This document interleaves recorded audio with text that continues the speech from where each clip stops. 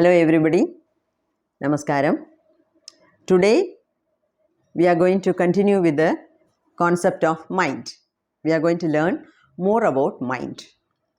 And today what we are going to learn is the classifications of mind as per the Western culture and the Eastern culture. You know, Western culture, it includes the foreign countries like USA, UK, Germany, like that. Western culture. Eastern culture refers to Asian countries, and you know, our India is a part of Asia. So Eastern culture refers to our own reflection of the concepts. Okay, so these are the two concepts which we are going to learn today. Let us see the Western culture first. See, in Western culture, they divide the mind into four parts. What are they? Superconscious, conscious, subconscious and unconscious. Okay, now what is, let me tell you from the second onwards, it is easier to understand. What is conscious state of mind? We are aware, we are conscious, we are aware of what is happening around us. Now, you and I are in the conscious level. I am conscious of what I am talking. I am conscious of what is happening around me. When you are listening to the video, you are conscious of my talk, isn't it? So that is the conscious state, second stage. Then the third stage is the subconscious state. What do you mean by subconscious state? A level which is below the level of consciousness. Okay, where we are not totally aware of the surroundings. That is the subconscious, like inspector, sub-inspector, like that. Okay, subconscious level. Okay, and you know, the power of subconscious level, subconscious mind is so much that people have written books on the subconscious mind alone. I have a book in English, I have a book in Tamil also. So, I will be doing the book review later. So, that much of importance is given to the subconscious level. Now, you just think of a rock. You think of a rock which is in the sea. Let's assume that the tip, iceberg, a huge ice block, the tip is above the water level, sea level. Say the tip is only 10%. Then that 10% is the conscious level. The 90% is below the sea, below the water. That 90% is the subconscious level. Then should we not give that much of importance to our subconscious level? Yes, let us study more about it. Okay, later in another video. Okay, so conscious level, we know. Alertness, where we are 100% aware, alert. Okay, that is conscious level. Next level is subconscious level, and the third is unconscious level.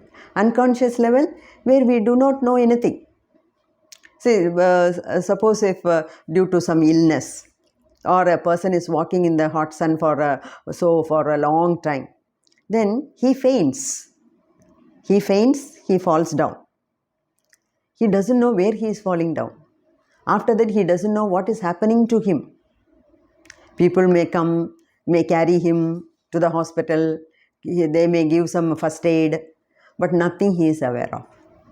Because his consciousness is totally out of work now. That is the unconscious state. Okay, now these three states we are able to understand.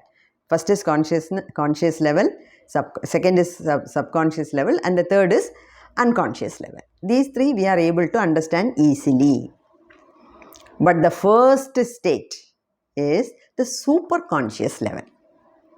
See, even for small things, if you find it very interesting, you say super, isn't it? Very good, super. Like that, in the state of mind also, there is a heightened level, which is known as the superconscious level. Okay, and the superconscious level, most of the rishis, munis and our siddhas were almost all the time they were in the superconscious level. So we have not gone anywhere near them. We have not reached any level, anywhere near that level. Okay, anyway, we will learn. One day we may also reach. Okay, so let us gather some knowledge later on about this superconscious level and other things. Let's see. Okay, so this is how in the Western culture the mind is divided.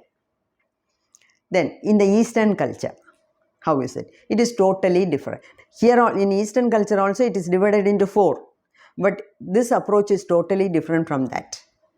Now what I mean is, this first and that first, is it equal? No. This second and that second, equal? No. Okay, so don't compare. Eastern approach is different, Western approach is different. You understand? And you know, all these research works started in India. We should be proud of it. You know, I feel very proud to be born as an Indian, because that it is a treasure house of all good things. Okay, so let us see how the mind is divided as per the Eastern culture. See, there are 4 parts. See, there are 4 parts in the mind.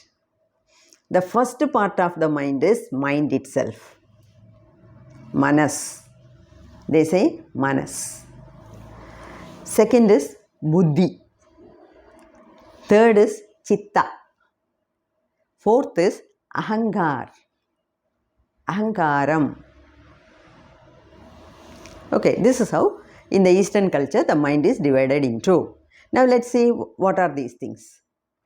You see, in the first state, manas. See, in manas what happens, as I said earlier, using the 5 sense organs, we are constantly taking information, isn't it? 85% of the information is through the 2 eyes, but the rest of the 15% is through the other 4 sense organs. So through the sense organs, we keep on gathering information and we are putting it inside. That is the first state. And I also told you, our mind is driven by the 5 sense organs. It is driven by the 5 sense organs. That's why when you sit for meditation, first thing is close your eyes, because 85% is cut off. A great thing, isn't it? So that is the manas, first state. Then the second is buddhi. What do you mean by buddhi? See, buddhi is another definition of mind where, see, all the past life experiences plus in this life till this second, what all we have gathered using the 5 sense organs are stored in the form of a box. It is a storehouse of all the past and the present experiences. That is called buddhi. See, that's why when somebody is behaving in a stupid way, we say, don't you have buddhi? Don't you have enough buddhi to think? That means, don't you have enough past experiences? Can't you understand this? Even this you cannot understand? That's how we use. Okay, that is buddhi. Then, third is chitta. Chitta means using the manas and the buddhi, another part of the mind is planning for the future. See, it is not our materialistic or mundane life planning. It is also using the manas and the buddhi only. But see, here it is not like, okay, tomorrow I have to go for shopping, day after tomorrow I have to do this, after 10 days I have to do this. That is the planning. Okay, but apart from that, our mind is planning so many things in a higher level. That level of future planning is known as Chitta. So, for whom is the Chitta level ready or active? Only for Mahans, Mahatmas, only for higher level people. Okay, then Ahangaram. Ahangaram means it is not ego. Kindly make it very clear. Ahangaram is not equal to ego. Now, when we say Ahangaram or when we say ego, what we mean is the person is having highly egoistic, head weight, garvi, so much of head weight. That is ego. But here, when we say Ahangar, we don't mean this ego at all. What we mean is the I consciousness. I, the capital I, which we use to refer to ourselves. I. Who did this? I did it. I. So that I consciousness is the fourth state, which is known as Ahangaram. And for this I consciousness to develop, we have already learned two words. One is awareness, another one is mindfulness. If you are mindful of whatever we talk, whatever you do, even when you are sleeping, you are aware of yourself, as Buddha said, isn't it? So, I told you a story where two fellows were following Buddha, seeing the radiance coming out of his face. These two fellows followed him and they asked him, what is the difference between you and I? There is so much of radiance emanating from your face. Our face is so dull. What is the difference? Then he said, I don't say there is no difference, but there is a subtle difference.